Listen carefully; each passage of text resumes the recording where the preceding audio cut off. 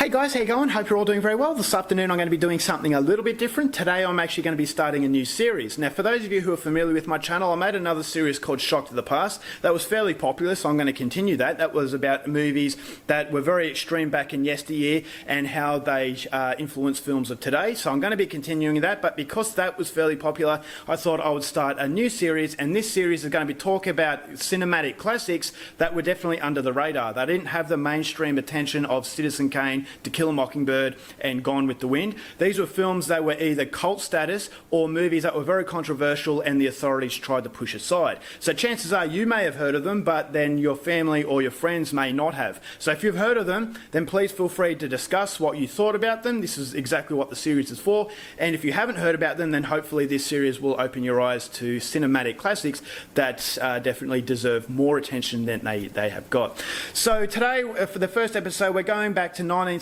in the United States, and this is a film directed by Todd Browning, and it's a movie called Freaks. Now the reason why I chose Freaks is because I thought it was very, very interesting. It is a movie that details people with real deformities, so it's not special effects, it's not people wearing costumes, and what you see is actually how they were. And so they were travelling in a freak show, a circus freak show, and they stopped at each town and they performed, and it's basically society gawking at people who are different.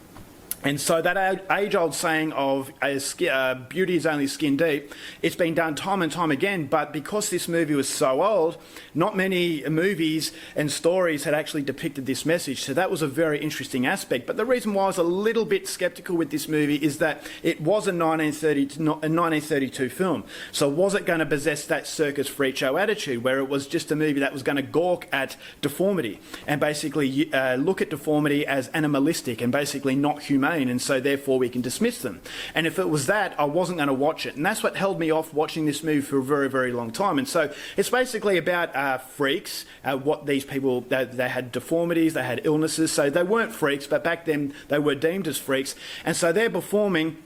And they had this beautiful woman who was normal, basically what society saw as normal, and she was beautiful, and one of these performers was actually secretly in love with her. And so when she got word that he was in love with her, she pretends to fall in love with him, and they get married, and we realise that she got married for a very specific reason that threatens to destroy this performer if he ever finds out. And so basically from that point on, it spirals out of control and has a fairly shocking ending for that period of time. And so if you want to know how the movie unfolds, please go out there and see it for yourself. And so as I said, that 1932 attitude of deformity, even mental illness, in something that is different, something that's different that brings ignorance, and ignorance brings a lack of security. If you're not secure within yourself, then you're going to lash out and say, okay, they're not normal, they're not like me, I'm not going to associate with them.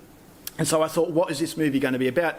But I will say that Todd Browning uses this story in a very, very respectful way. And instead of gawking at these people who are different, it showcased their amazing talents. Basically, you have this scene where a man with no arms and legs rolls up a cigarette, lights it, and smokes it. And I thought that would be impossible, but it showcases that nothing is impossible if you really, really want it. And so these people who had these deformities, they weren't wallowing in self-pity. They were actually using their adversity to their advantage and learning to adapt to a new way of life and living life the best way they could, even though they were being shunned by society. And so society is the real freak in this movie.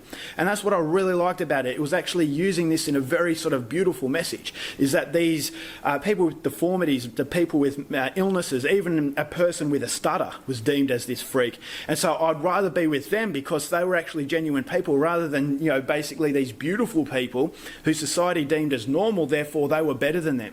And so the age-old message, beauty is only skin deep, has been done time and time again, but this movie uses it in a very beautiful and a very thought-provoking way. And so, the fact that this was deemed as a horror film back then was a showcase of attitudes towards, the attitudes towards deformity, attitudes towards mental illness, basically attitudes towards people who are different.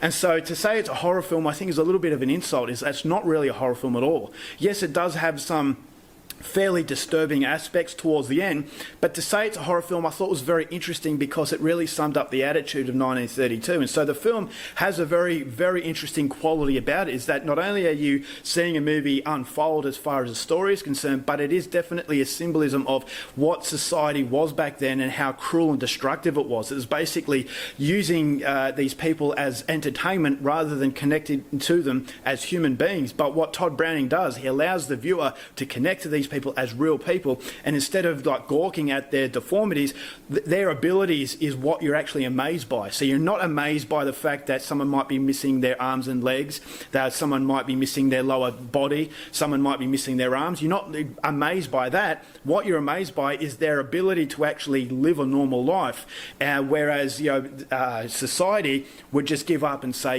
life's not worth living. But this is definitely the beauty that this movie holds.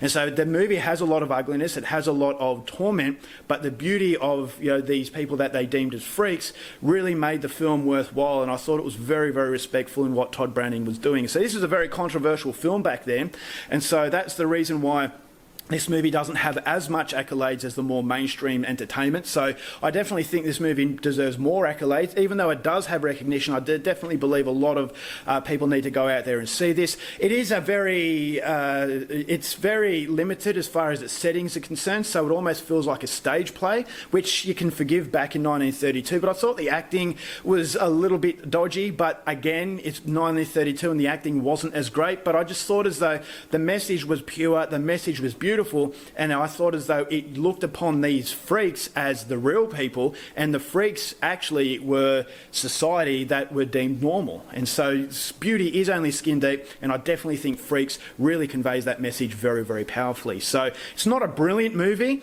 as far as production is concerned, but it's a really good film as far as message is concerned, so I definitely think Freaks is a very worthwhile watch. Alright guys, that's it for the first episode. Until the next one, keep watching movies and I'll see you later.